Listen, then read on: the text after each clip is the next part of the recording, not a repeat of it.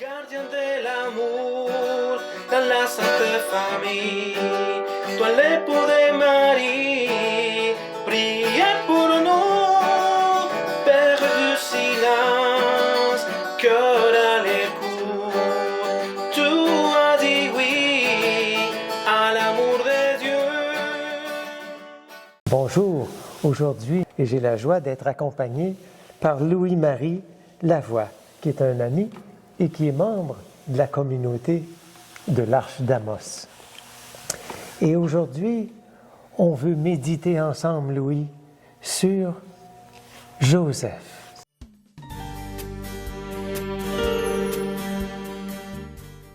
Prions par l'intercession de Saint Joseph. Je vous salue, Joseph, vous que la grâce divine a comblé. Le Sauveur a reposé dans vos bras et grandi sous vos yeux.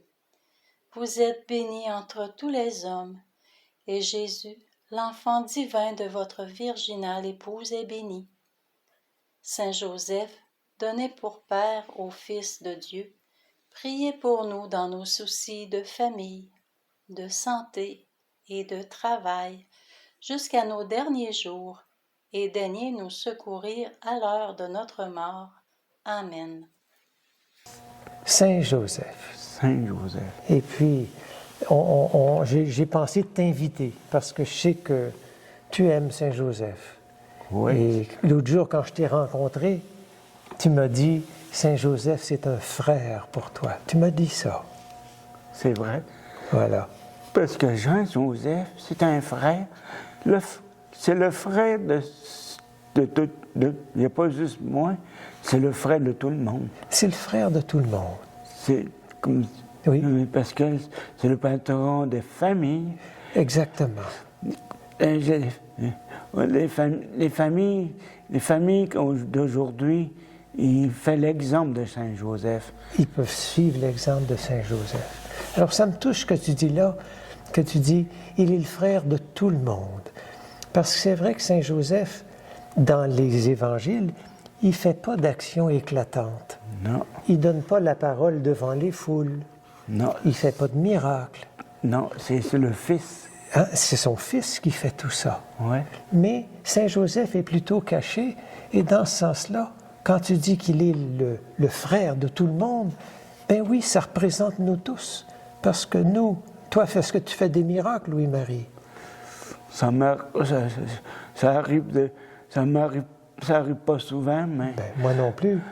Et Si je veux faire un miracle, oui. C'est la seule personne que je me demandais, c'est Jésus. C'est seul Jésus qui peut y arriver.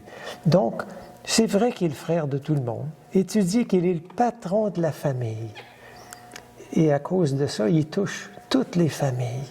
Il peut servir un petit peu comme de guide, d'inspiration. C'est pour ça que, oui, Louis? Et Saint Joseph, quand il a travaillé ses poules, il a découvert qu'il y a une famille qui a besoin de lui, parce que il y a une famille, il a trouvé, parce que Saint Joseph, il aime les enfants. C'est vrai. Et ce que tu as dit, ça touche le sujet qu'on devait aborder. Ouais. Saint Joseph, travailleur. Et toi, tu viens de dire, Saint Joseph, il travaillait pour faire vivre sa famille. Ouais. Alors, Jésus a grandi dans une famille où son père avait la chance d'avoir la dignité d'un travailleur qui fait vivre sa famille de son travail. Ouais. C'est important. Ouais. Toi, Louis-Marie, est-ce que tu travailles?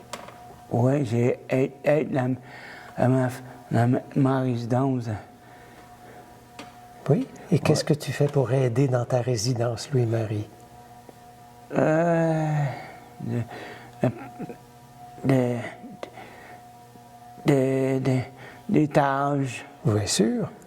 Quelles tâches, par exemple, est-ce que tu assumes dans ta résidence? Des fois, c'est le vaisselle, des fois, c'est le ménage. Ben oui. Et Louis, c'est ton travail. Oui. Et puis chacun, on n'a pas tous le même travail. Non. Mais Joseph nous montre, parce qu'il est, comme c'est important de contribuer à sa société ou à son foyer, à sa résidence, chacun selon ce qu'il peut. Et donc, tu as raison de dire que Joseph est un frère, et un frère pour chacun de nous dans ce sens-là. Oui. Mais Louis, je voulais te poser une question. Je voulais qu'on regarde une image où on va regarder Joseph sous deux angles. Là, on a parlé un peu de Joseph travailleur, mais on va regarder aussi Joseph père. Parce que tu as dit tout à l'heure qu'il est le patron des familles. Avant que Joseph, il a reçu un message de l'ange Gabriel que Marie va avoir un enfant. Oui. C'est là que Joseph est allé voir Marie. Oui. Il était content. Puis, c'est là que Marie, l'ange Gabriel dit à Marie, tu donneras à Joseph le fils qui s'appellera Jésus. Exactement. Alors c'est très beau comment tu le présentes, Louis-Marie, que Marie partage avec Joseph l'annonce qu'elle a eue de l'ange, et tu dis, Joseph et Marie étaient heureux. Oui. Ils étaient heureux, et Joseph a su que c'est lui qui devait donner le nom à l'enfant, et le nom c'était Jésus. Jésus. Mais Joseph aussi il était un peu perdu. Comme si, parce que ce qu'il entend de Marie, ça le déroute. C'est comme si c'est trop pour lui. Et il a, presque dans son cœur, il a dit, c'est trop pour moi, je pense que je vais laisser Marie partir. C'est trop pour moi. Non, l'ange a dit à Joseph, oui, voir Marie, accompagne-le jusqu'à Jésus ait 12 ans. Regarde, c'est exactement. Joseph a entendu une voix, le Saint Matthieu dit que c'est un ange, ou quelque chose qui lui dit à l'intérieur, je dois prendre Marie, ma femme, et accompagner mon enfant Jésus jusqu'à ce qu'il soit mature. Ah, c'est ça. C'est très beau, Louis. Et donc, ça nous montre quoi de Joseph? Qu'est-ce que ça montre? Ça veut dire que c'est quelqu'un qui ne se bloque pas, il aurait pu dire, oh, à cause de la loi, ce que Marie me dit là, c'est pas pour moi, j'abandonne Marie. Mais son amour est plus grand, il accompagne Marie et son enfant. Il devient pleinement le Père de Jésus. Il lui donne son nom. C'est très beau. Oui, puis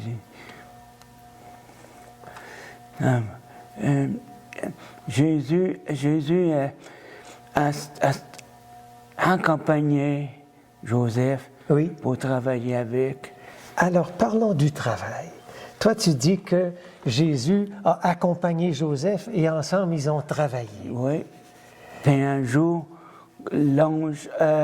l'Esprit Saint dit à Jésus, tu ne deviendras pas comme Joseph, tu vas devenir le prophète du monde entier, montrer la parole de Dieu. Très beau, Louis. Ça me touche ce que tu dis là, que Jésus est un apprenti avec son Père, il devient un charpentier comme Joseph, mais toi tu dis, l'Esprit dit dans le cœur de Jésus, je t'appelle à une autre mission. Oui. Tu as dit, tu vas être prophète pour le monde entier. Comment tu penses que son papa Joseph a reçu ce désir que Jésus avait de partir pour annoncer la parole dans le monde entier? Est-ce que son père a accepté ça ou il était fâché? Il a accepté ça parce que il est venu dans ce monde pécher la bonne nouvelle. Parce qu'il a senti que Jésus, c'était ça sa mission, oui. D'annoncer une bonne nouvelle dans le monde. C'était pas facile pour Joseph, Louis, parce que du temps de Joseph, un père transmet son métier à son fils pour que son fils fasse vivre même ses parents quand ses parents seront vieux.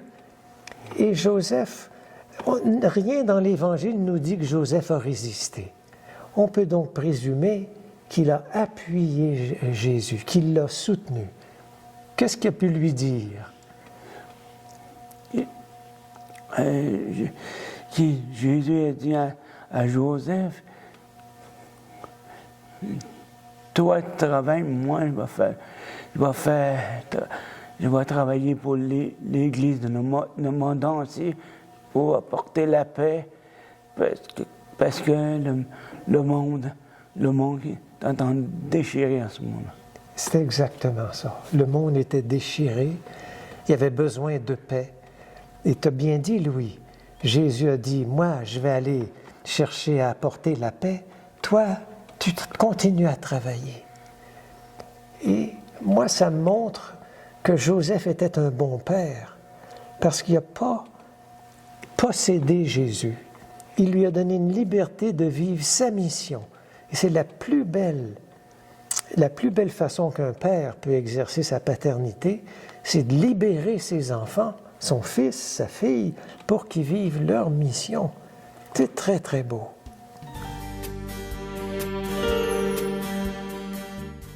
Et avec ce qu'on sait de l'Évangile, c'est comme si on se laisse toucher par sa personne.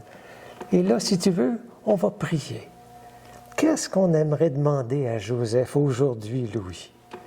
Quelle prière t'aimerais faire? Je demande à Joseph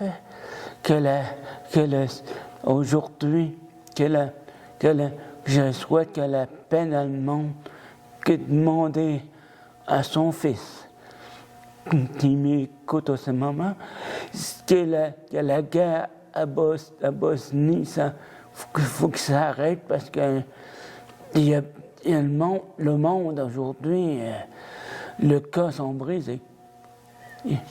Très bien, Louis.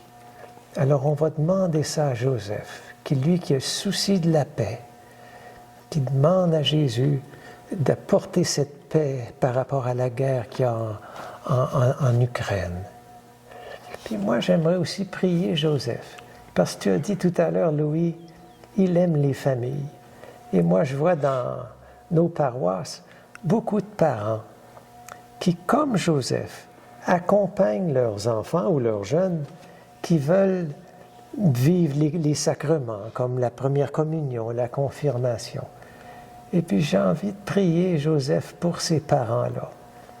Parce que je les trouve merveilleux, les parents. Ils vivent ce que Joseph a vécu. Parfois, ils ont un souci pour leur enfant. Il y a des dangers dans le monde. Ils sont soucieux pour eux.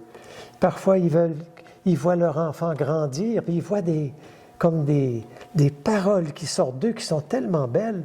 Ils s'émerveillent de leurs enfants sans comprendre d'où ça vient. Alors, je demande à Joseph de soutenir tous ces parents qui accompagnent leur enfant vers l'âge de maturité, l'âge adulte, pour qu'ils deviennent des personnes confirmées, responsables d'eux-mêmes, libres pour vivre leur mission.